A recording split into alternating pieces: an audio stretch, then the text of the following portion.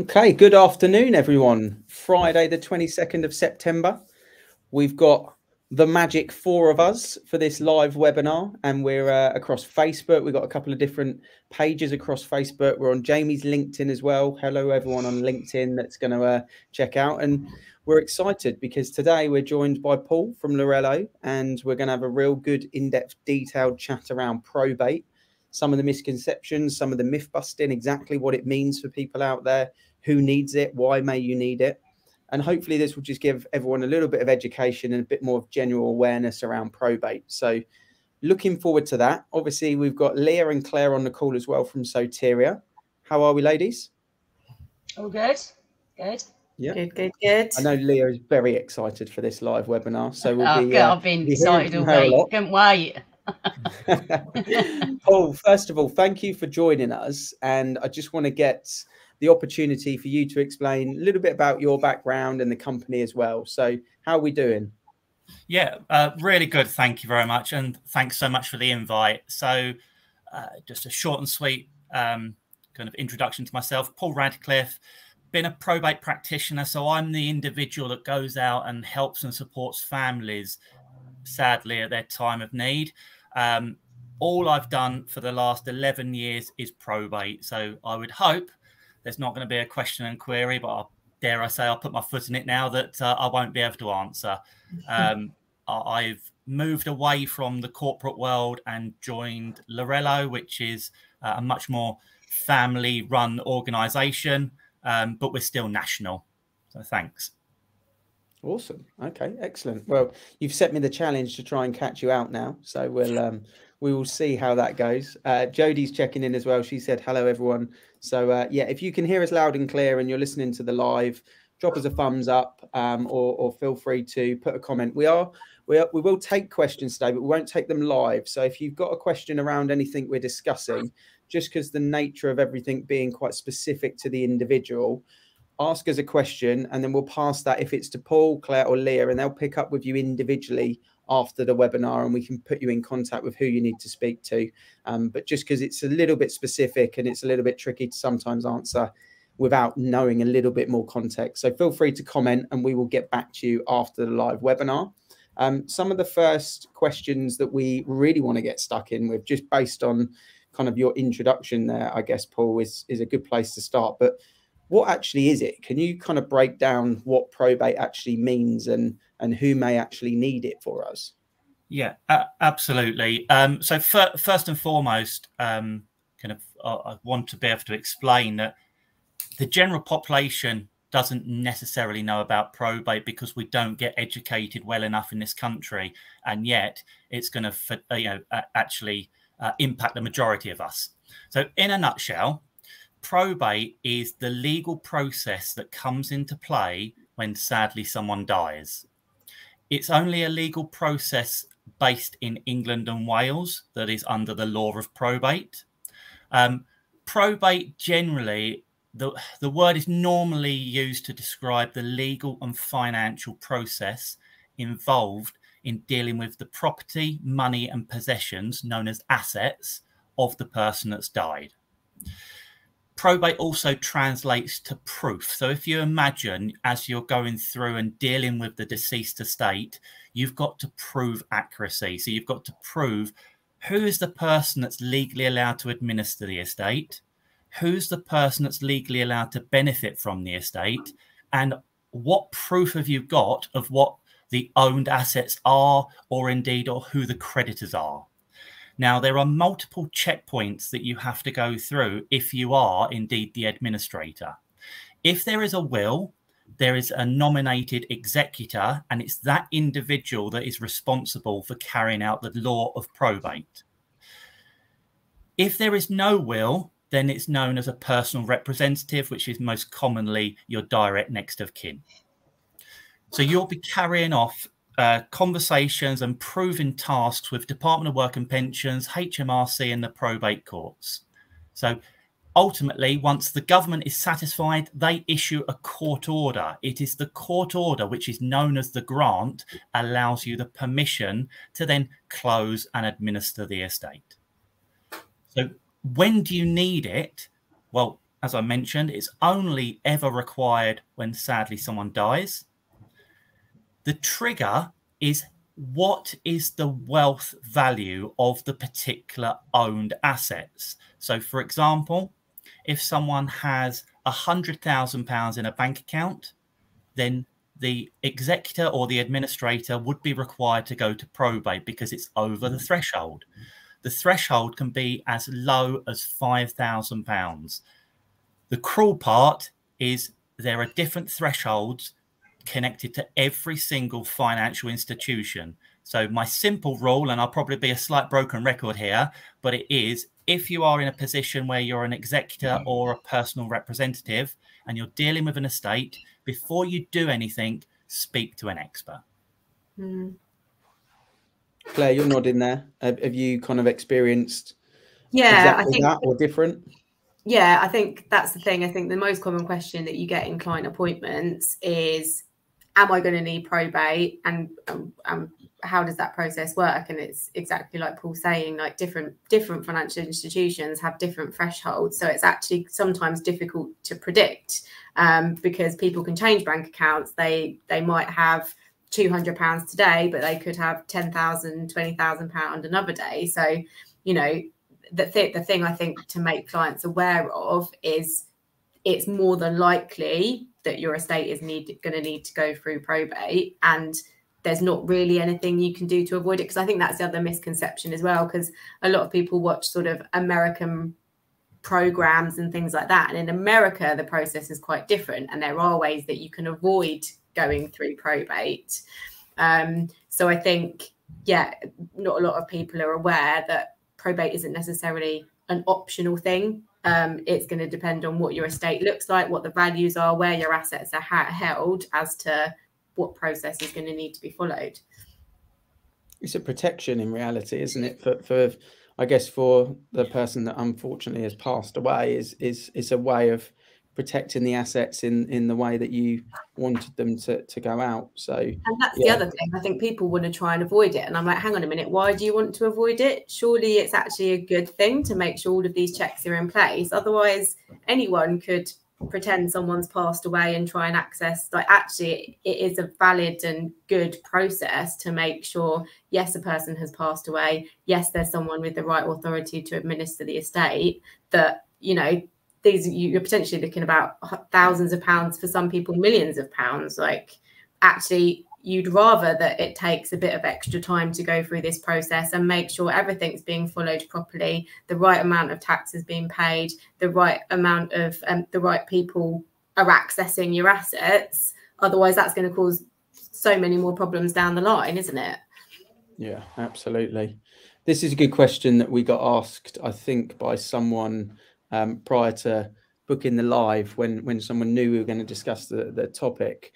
And it is a tough topic, as it says, but if you or your loved one is facing a terminal illness, is there anything that you can do to prepare for probate and make the whole process a bit smoother for, I guess, your inevitable loved ones, or the person that's going to handle it when you may not be there? What's your thoughts on that, Paul?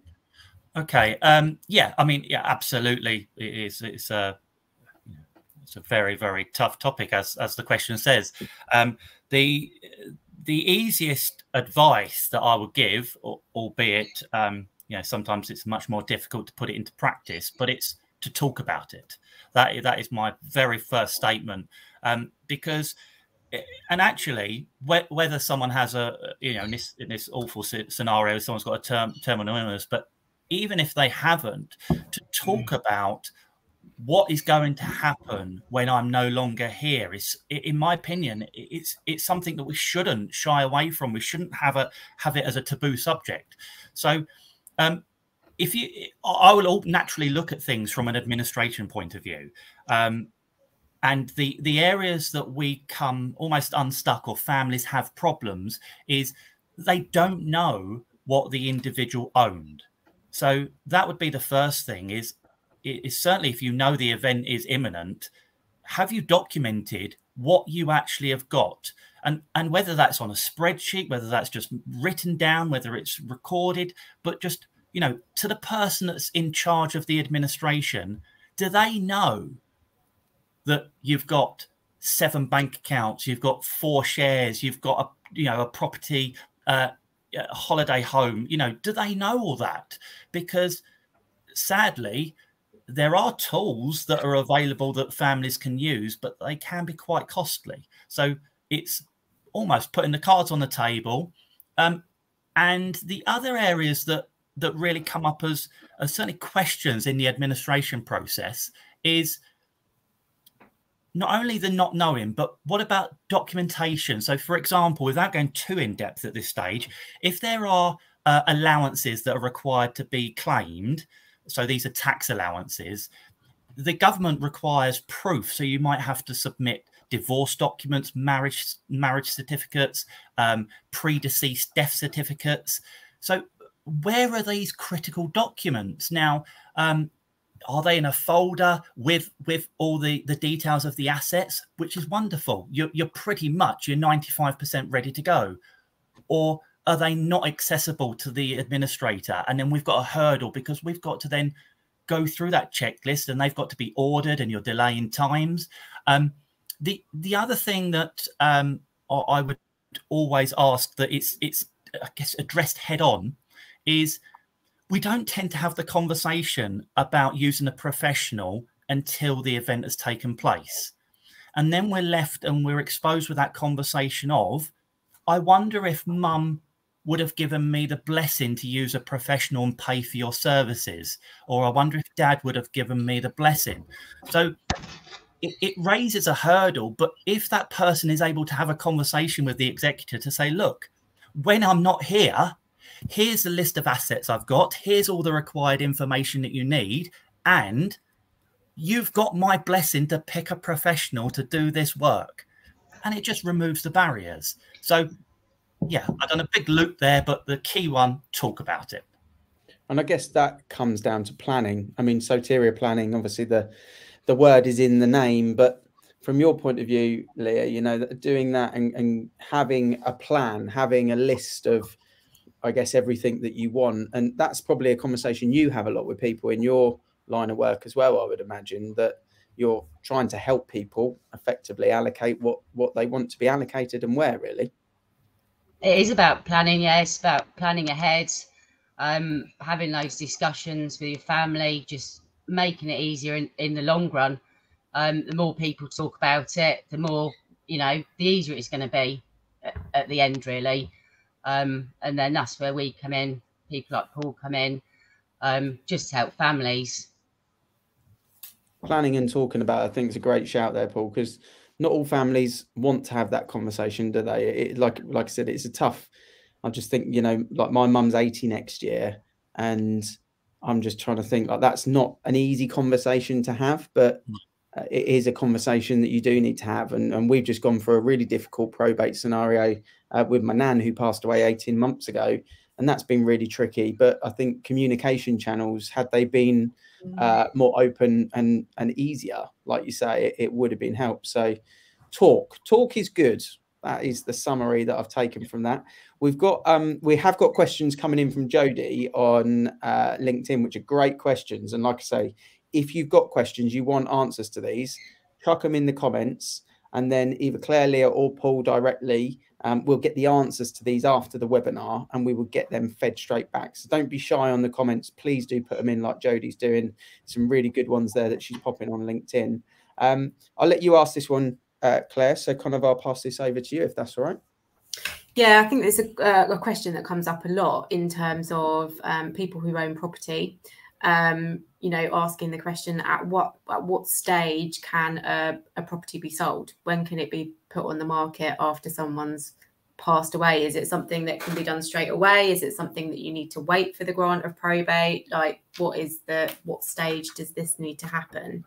Yeah, great question. And again, it's a confusing subject, and I won't go certainly probably a day without this question being raised. Yeah. So in terms of if we come back to the proving aspect, so the very first thing you've got to ensure is, are you the person that is the administrator? So are you the executor? So that's the first thing you've got to home in on. And then assuming that person is the executor or the decision maker, then ultimately, you are allowed to put on the property on the market at any stage following the death of the individual. The key is you can market it, you can get it into a position ready for sale. You can invite, you can put it on Rightmove, Zoopla, instruct an agent. You can have people come over and view the property, and you can even have people submit offers. But what you cannot do is you cannot exchange contracts, because the conveyancer won't allow that process to take place until you've got the court order, until you've got the grant of probate giving you the permission. Now, again, my simple recommendation here is, I'm an expert in probate. I'm not an expert in an estate agent.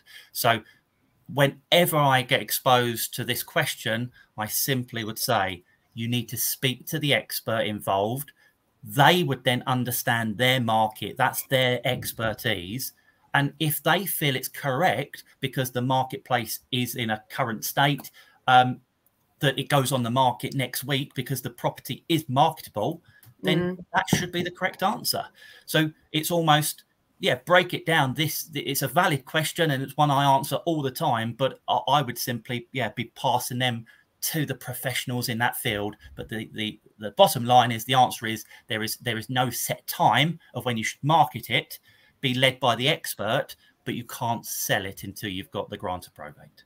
I guess it all comes back to communication, doesn't it? So, communication between all different parties involved in that transaction, because it could be that a potential buyer have their heart set on that property and they're happy to wait however long it takes to go through the probate process. But if it's a different kind of buyer and actually they want a quick move, then that's not going to be appropriate. So it's making sure that, you're being transparent, and communication is key, I guess.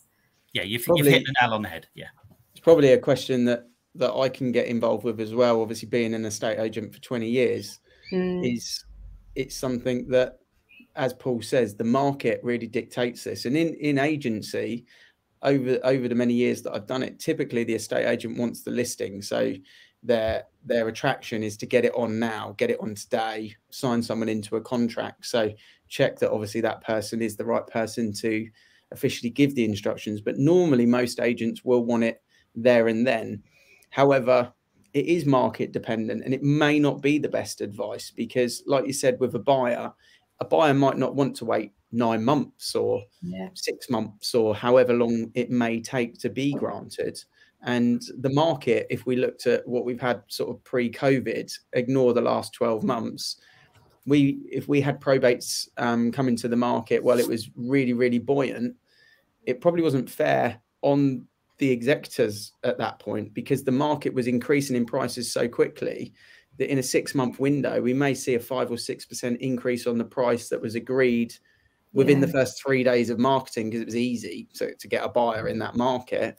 And actually, you may be doing an injustice, to the estate, to the property price. So, and then on the flip on that, in a declining market, you've got the other end of it. You could go through buyer after buyer after buyer because prices are dropping, and they've all of a sudden seen something cheaper 4 months later.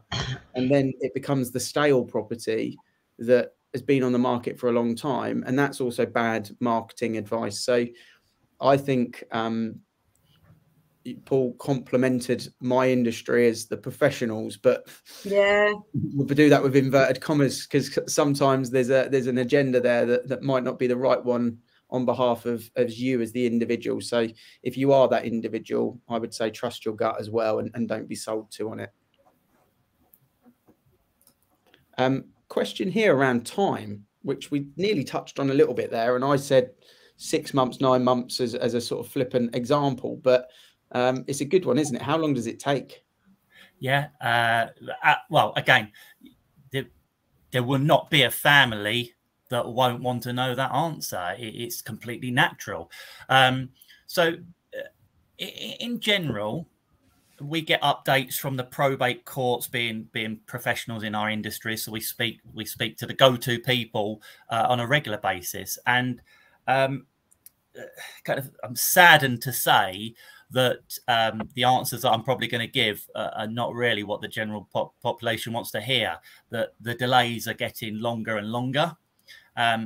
ever since COVID, the timescales of probate probably like close to doubled. And even post-COVID, the caseworkers that are linked to the courts and the backlog, the caseworkers are working from home, and the backlog hasn't been recovered from the problematic scenario that the whole country exposed themselves to in COVID. So kind of a few years ago, I would be expecting courts turnaround all the time within 8 weeks. Now, there's a big caveat here. With probate, I want you to imagine that there's 3 stages. So there's pre-application, there's the application process, and then there's post-application. So pre-application is you going through the hurdles of proving elements, getting valuations, understanding whether you need to apply for allowances, and you're satisfying HMRC, Department of Work and Pensions, and you're populating application forms. Now that process, depending on the complexity, depending on where you actually fall within the probate application process, might be a matter of weeks, or it could be anything up to a couple of months.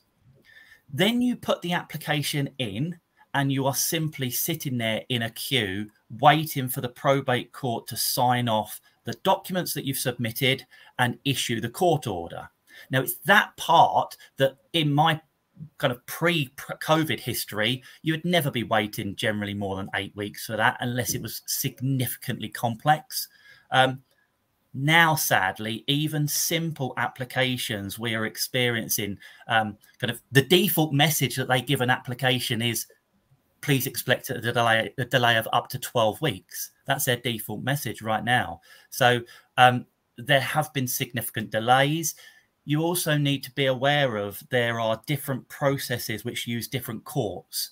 So if it's a standard application, we deem a standard application if there's a will. So as long as the validity of the will is fine and we submit the application, it will go to a certain court in the UK.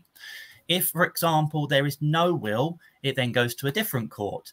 And dare I say, within, internally within our industry, if we know it's going to a certain court, we've had delays of 20+ weeks. So that's the middle section of probate. And then you've got post-administration. So once you've got the court order, how long does it actually take for you to close the bank accounts, close the ISAs, close the stocks and shares, and pay off the creditors and distribute the estate? So generally, it is a little bit of a politician's response, because anyone that says a specific answer on day one is really risking the wrath of the family, because you can't control third-party delays. But I would say, if it's a straightforward application, you would be expecting it somewhere between 6 and 9 months. If it's a more complex application, then you could easily still be looking at a year, if not more.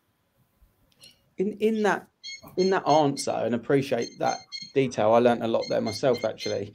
In that answer, you mentioned about a will versus not a will goes to different courts, and that really opened my eyes up. So if there's a probate without a will attached to it, you kind of tongue-in-cheek sort of almost said if it goes to a certain place at that point that it's going to be slower. So would we say it's fair to say if you've got a will in place, the probate is more likely to be quicker on that basis in reality? Yeah, it's just the easiest answer in the world. Yes. Okay. Well, there's the Soteria plug, ladies. So we've made it. We're 24 minutes in, and we've managed to. Not bad. Sold.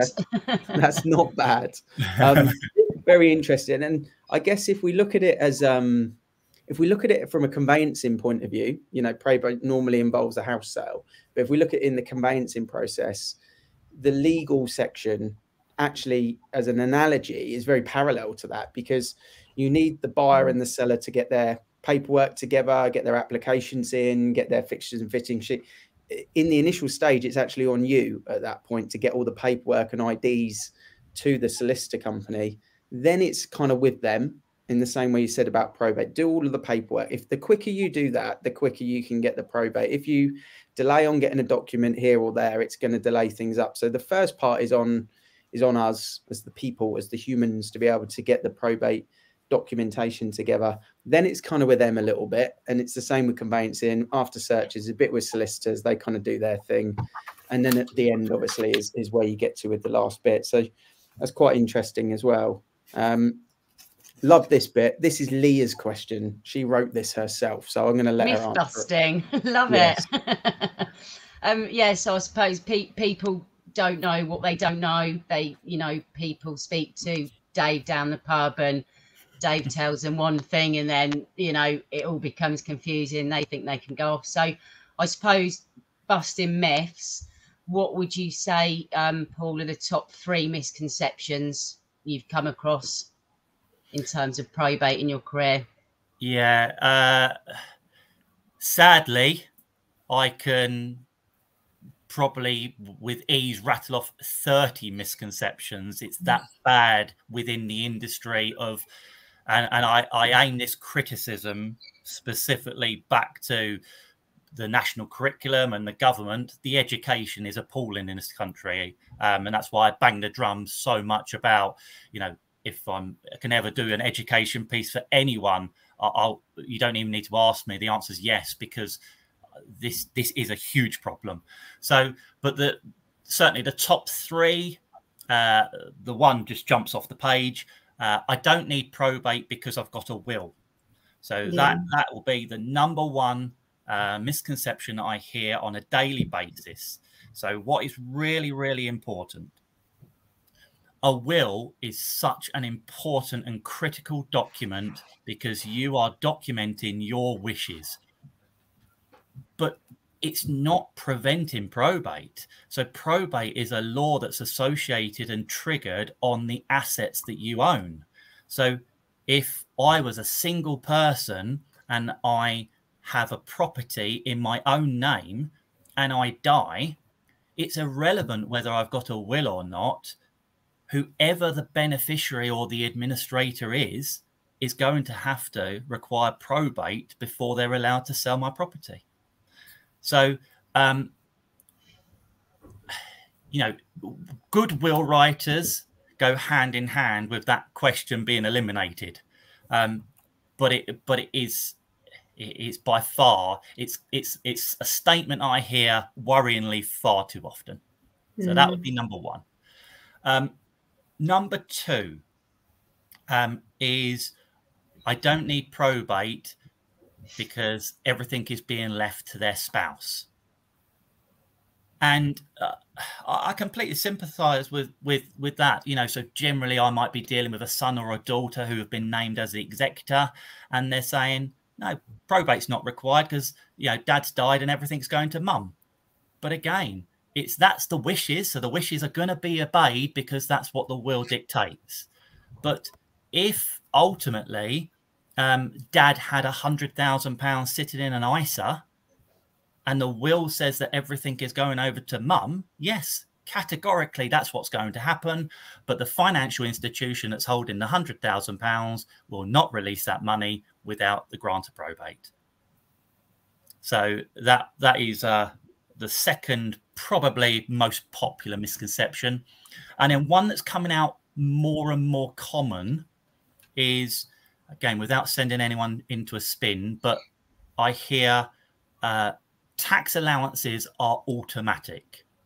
Now, this could be, a whole session on its own. But in a nutshell, when someone dies, you get an allowance that is attached to that person where you don't have to pay tax on that amount of money. And it's currently £325,000. But there are multiple allowances that you're allowed to claim. So you can claim if the spouse has predeceased you, you're allowed to roll those allowances over. And more recently, there are property allowances that are attached to if the beneficiaries are children or issue of the estate. Now, we had an briefly mentioned this to Claire, but I'll just very quickly relay a scenario that happened just to show you the impact and how important it is about doing things in a timely fashion and speaking to a professional. So there was a family that sadly mum and dad had died. Mum's allowances would have gone over to dad. Dad's then could have had the accumulative allowances that passed to the son. The son felt that probate was relatively easy and not a priority in his current, personal life circumstances. He was juggling a business. And what happened, he got round to applying for probate 3 years down the line. And unfortunately, HMRC have very strict tax threshold guidelines, and he had to claim the allowances within a certain period of time. He missed those allowances, so the estate could have received £1 million in tax allowances, and his estate now only receives 325,000. The value of his parents' estate was £800,000, and HMRC are demanding that he now pays £200,000 in tax. A situation that if he had prioritized it and spoke to a professional within reason, he could have saved himself a fortune. And that's one that hits home. And sadly, we're going to hear those cases more and more. It's like we always say about anything legal, tax, anything that you don't do as your day job, you should be getting some advice on. If you're dealing with lots of large sums of money, a legal process and a tax situation, navigating that on your own is going to end up in situations just like that, isn't it? Because you make assumptions, you don't know what you don't know, and potentially now you're losing out on a large sum of an estate because you haven't got some proper advice. Yeah, £200,000 that you don't need to lose, regardless of how wealthy you are, is a bitter pill to swallow for anyone, isn't it? That's that's a real shame that it got to that point, and it just shows you don't need to act on it within 5 minutes, but at the same time, go and get the advice relatively soon so that you don't miss a trick. Effectively, is probably the answer to that. There's been some really, really good value and information shared there, Paul, and I really appreciate it. And I guess the direct conversation that people are probably thinking that are watching this now or later on after it's live is, what's this all going to cost? So, what are we talking about in terms of this type of service, and what's it going to set someone back in terms of the finances? Yeah, okay. Great question. And it is a really, really important question. I'm going to just spend a little bit of time on explaining what families expose themselves to in the UK legal service, so they get an understanding, and then I'll elaborate on why I can't instantly answer that, but I'll give a rationale why.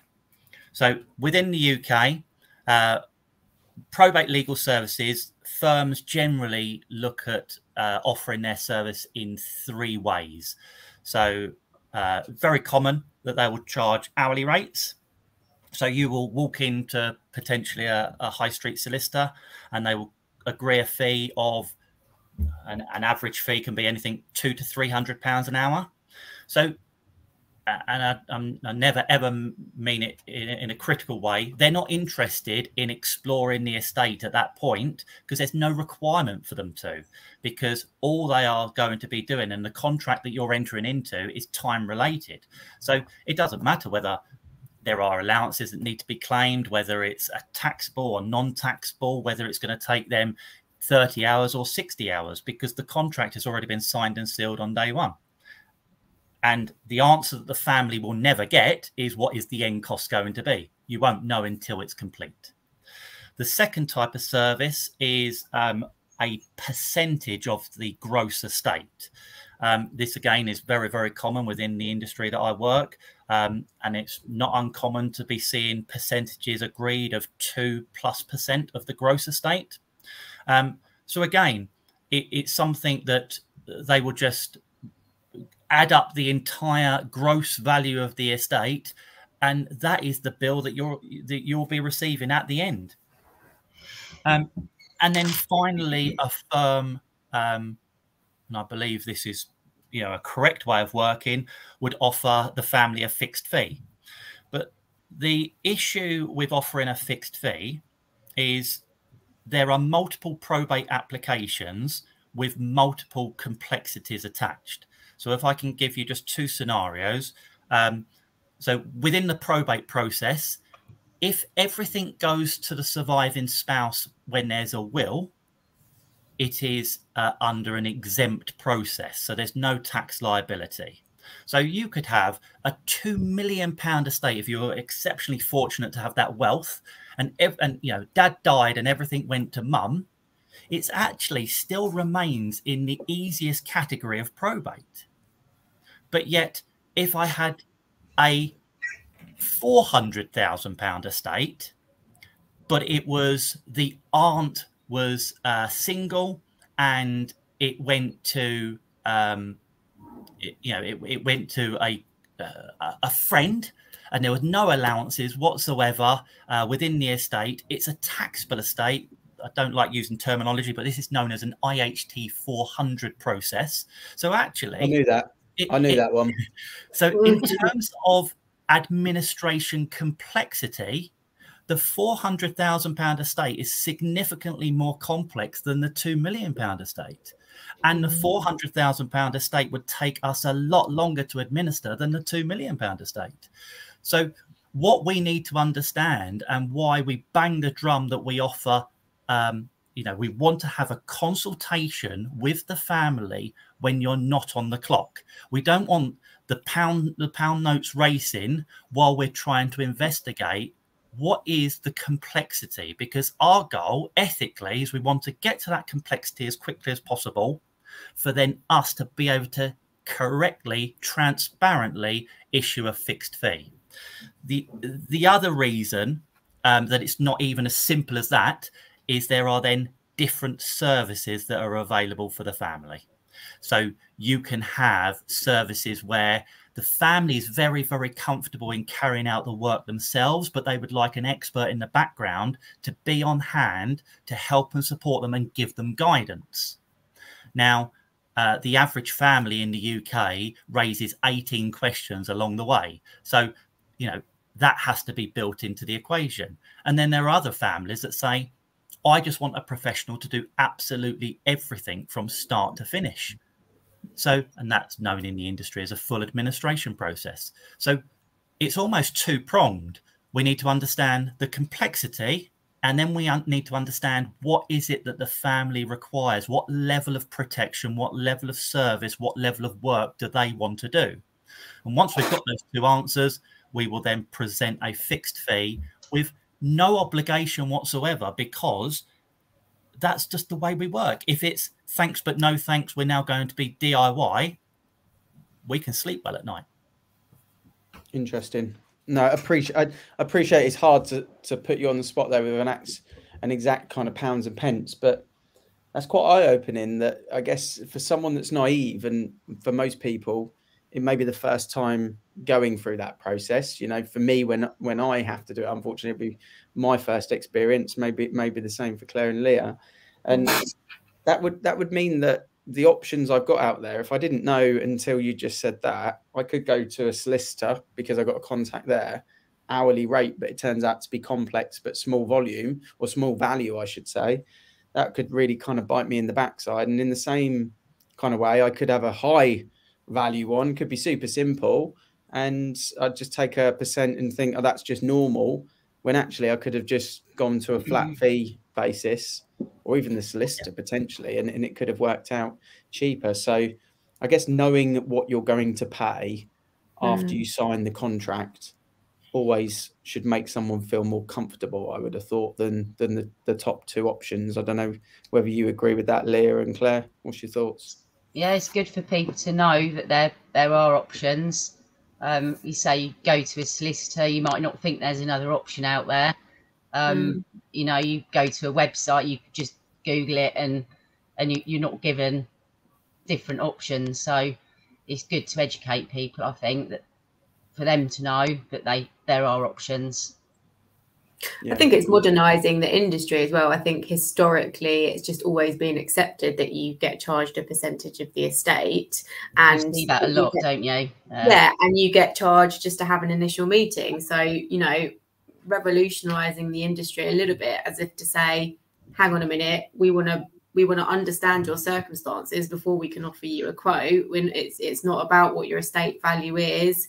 You know, our time is precious, but also we want to make sure that the service we can provide to you is the service that you're looking for, and for us to be transparent in our fees, that you know what you're agreeing to before you sign our term of business and things like that. And I think that's where a lot of firms now, in terms of will writing as well, in terms of offering those fixed fee packages, but having that initial consultation with the client before any money starts changing hands, because we're dealing with such sensitive topics as well, that if you get charged for initial meeting, you're already cutting off, like, you know, a huge amount of the population, saying, why am I going to pay money to have a conversation about me dying and I don't even know how I'm going to proceed, or someone's died and I don't know how I'm going to proceed. So having that option of that initial consultation where professionals can understand your situation first, provide you with a quote, provide you with advice and guidance on why their services are going to be valuable and beneficial to you,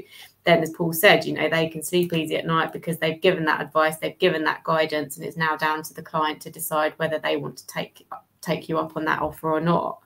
And that gives the opportunity for education, which is what we're all about, to, you know, dispel those myths and misconceptions. And that's just an opportunity for us to do that.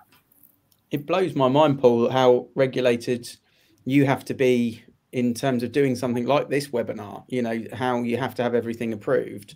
But in your industry, people can almost charge what they want to a client. That blows my mind. Yeah, the sad part, people bang the drum about if the industry was regulated, all the problems go away. And I'll be the first one in the queue to say that's incorrect, because there are parts of the industry that are regulated, but the regulatory body is not regulating costs. So you could be a regulated firm that offers a service and charges 10 times the amount of what the going rate could be, and you will not get any comeback.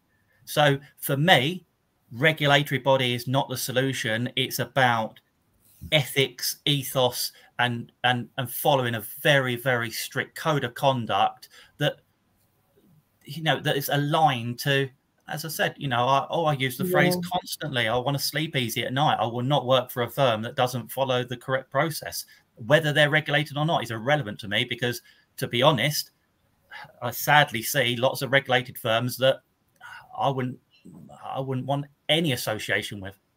Yeah.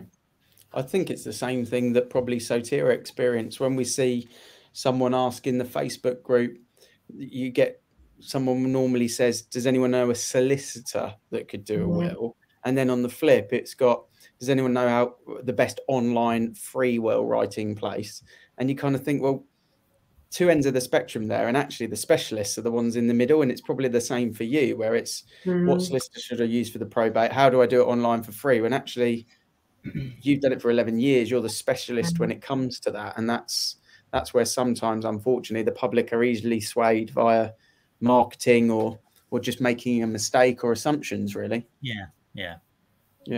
In terms of sort of linking this all back then, let's talk about you know, Larelo a little bit, and kind of from your point of view, what is unique about the service that's offered, and how you kind of help clients with probate. Okay, yeah, brilliant. Obviously, I really appreciate you allowing me to answer that.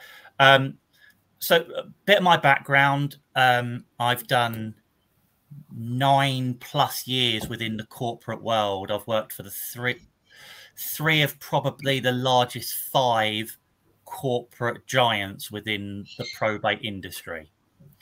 And what I noticed is they all followed the same path. And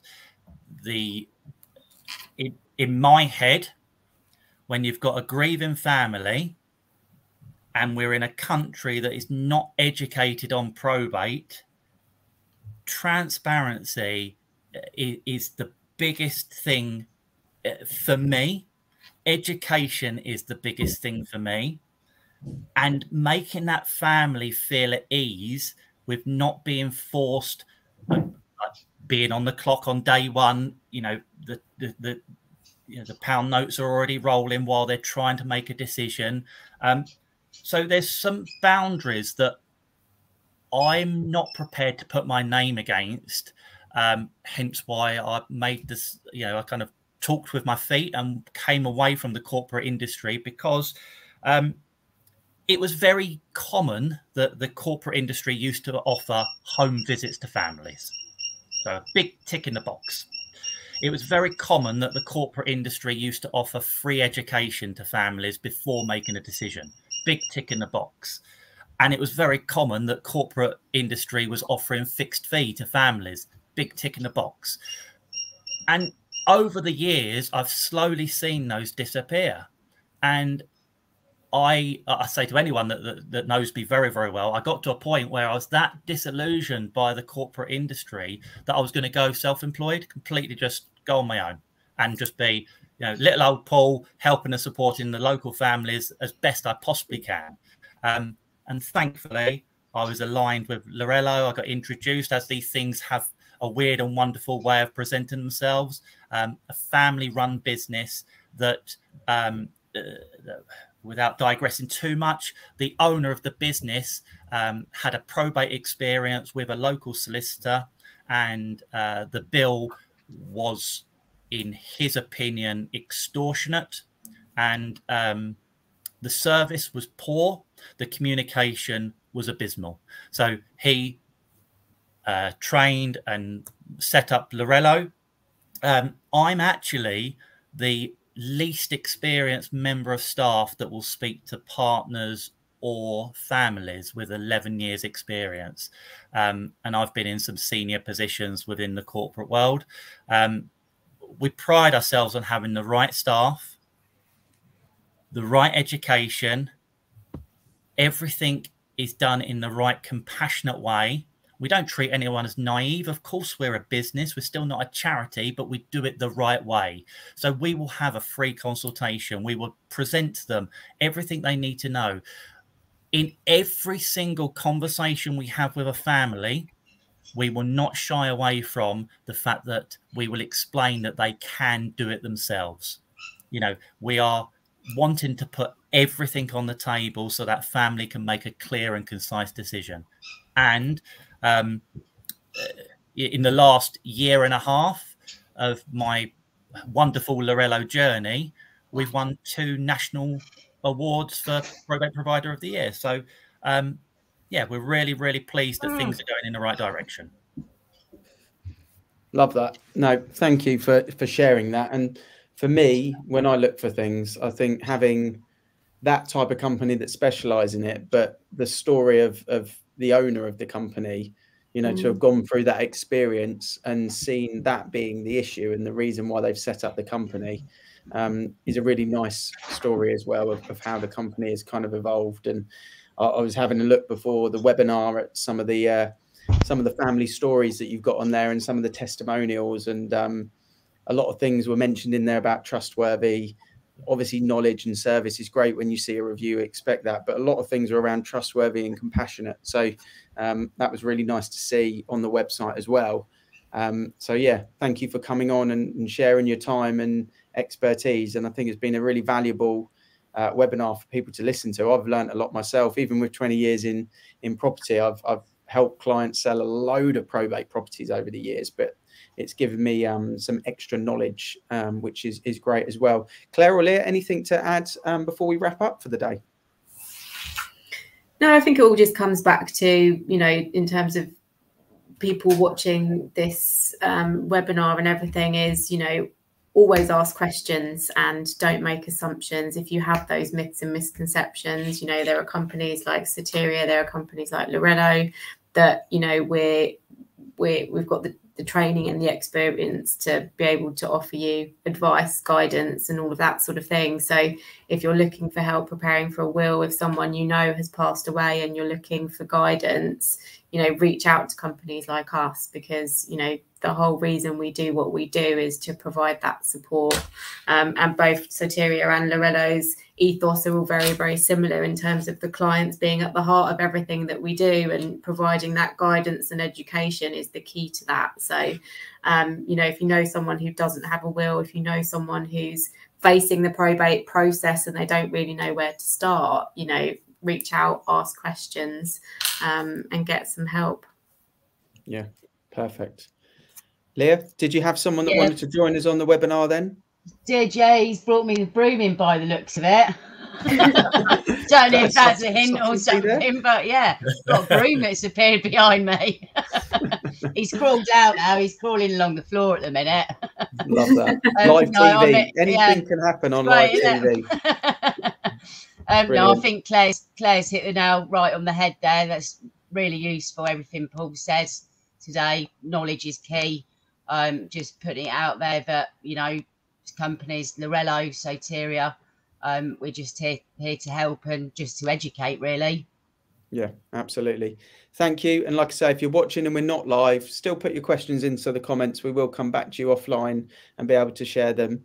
And yeah, I think Larelo, you can just type it into Google and come up with the website there, or you can speak to Claire and Leah and they can do an introduction as well if needed. So yeah, thanks again, Paul. Have a lovely weekend, everyone. We'll be back next month with another Soteria monthly roundup and maybe a special guest again. Who knows? Have a good weekend, everyone. Paul. Thank you. Bye-bye. Bye. Bye.